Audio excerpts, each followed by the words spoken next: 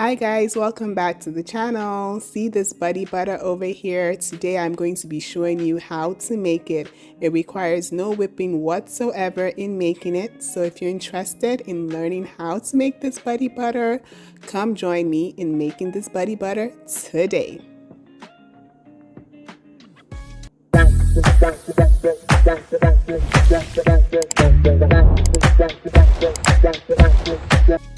This recipe has three main ingredients: beeswax, heavy oil / butter, and a light oil. Essential oil is an optional ingredient. I use a number of heavy oils / butter in my formulation and a number of light oils, but you can use only one of each. And you do not have to use essential oils, that is completely optional. So do not get intimidated by the number of oils I'm using. That is just my personal preference. Alright guys, so the very first ingredient is beeswax, and I'm using 3.9 ounces of this. I'm pretty lucky because I'm able to get my beeswax from my friend's dad who has a bee farm. That's why it's so natural looking, because it's not refined at all. So once you get your 3.9 ounces of beeswax ready, you're going to put that into a glass jar and then put that in water and then put that on the stove top, because the point is we want the beeswax to liquefy so that we can put in the other ingredients, which are oils. Something that I found out after making this buddy butter is that I can actually use a candle warmer to liquefy the beeswax so that I don't have to put it on the stove top. So it looks something like this, and I'm showing you how you would use it. Over here is just like a candle that I have, but you can use it to liquefy your beeswax and other ingredients as well.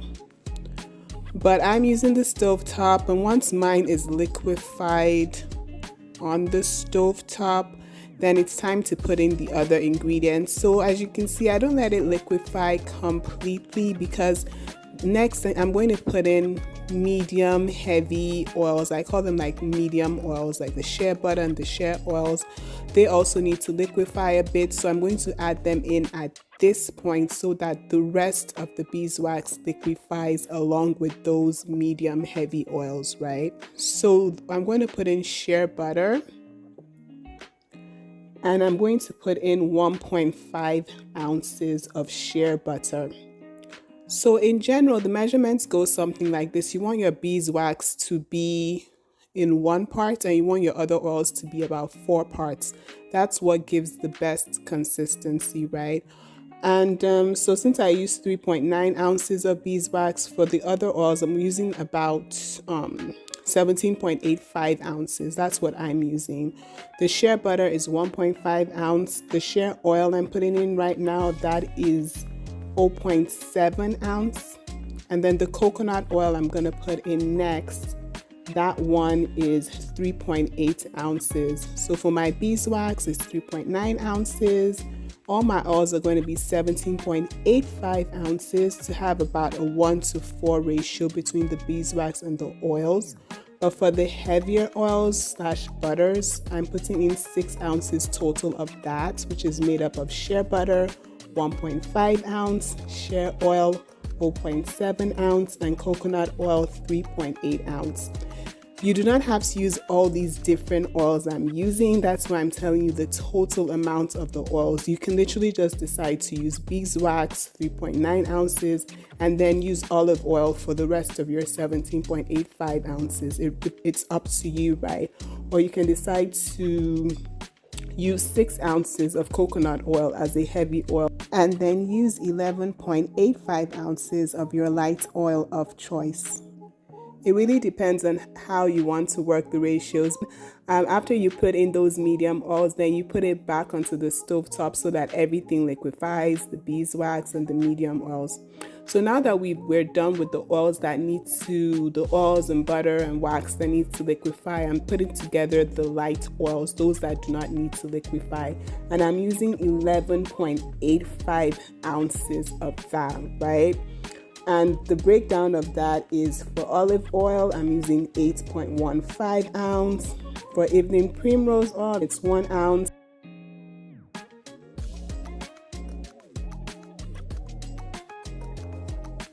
This is baobab oil. I'm using 1 ounce of that.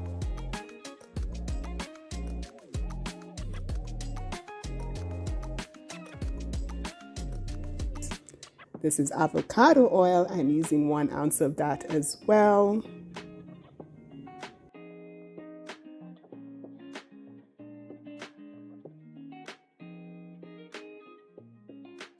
And then I'm using fenugreek oil, 1 ounce. The way I make my fenugreek oil is by putting fenugreek seeds in olive oil and letting it sit for a long time. It can even be a month, so that the oil becomes infused with fenugreek. This is how it looks, the fenugreek seeds and all of that. And then also I'm using castor oil, 0.7 ounces.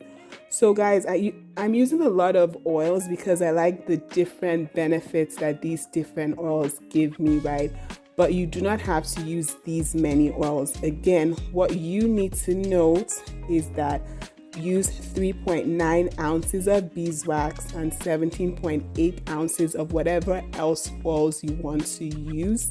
And if it's a heavy oil and a light oil you're using, for the heavier oil you can use about 6 ounces, like coconut oil or shea butter. And then for the light oil, like olive oil, you can use 11.85 ounces to make up the 17.85 ounces of oils. Yeah. So anyway, when I mixed in the lighter oils into the melted beeswax and heavier oils, it became a bit like harder again, so I had to remelt it a bit. Like some harder particles began to form. I really want this to be as uniform as possible because we're not whipping this, so you want it to liquefy completely so that you have a uniform, homogeneous body butter, you know what I mean? So that's why I'm transferring this back onto the stove top to liquefy it again, okay, so that everything is very homogeneous. And it's at this point that I'm going to put in my essential oil so everything liquefies together and it's homogeneous.